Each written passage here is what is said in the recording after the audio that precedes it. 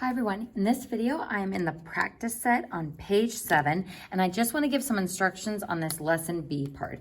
First, this entire page you should do without your calculator. So again, I'm not going to restrict the use of a calculator on the test, but those of you going on to calculus, this would be a concept that I would expect you to be able to do algebraically versus graphically.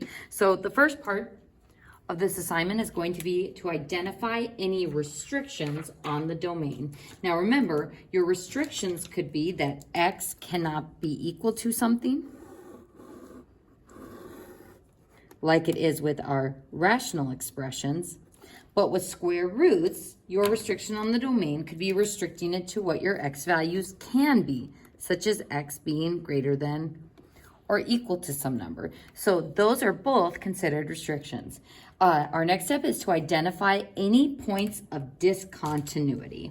So for points of discontinuity, how I want you to identify those is either a hole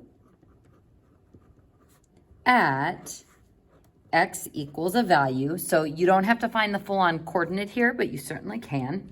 And then a vertical asymptote at x equals some value. So folks, you don't have to say removable or non-removable, but I do want you to state the points of discontinuity in this format. Next, state if the function is continuous.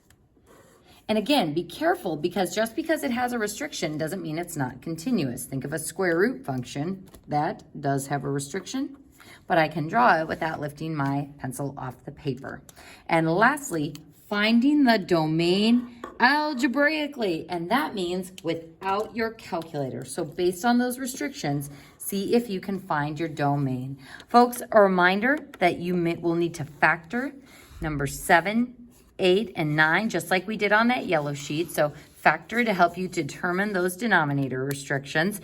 And then careful with when you have a square root on the bottom, because there's an additional restriction because you can't divide by 0.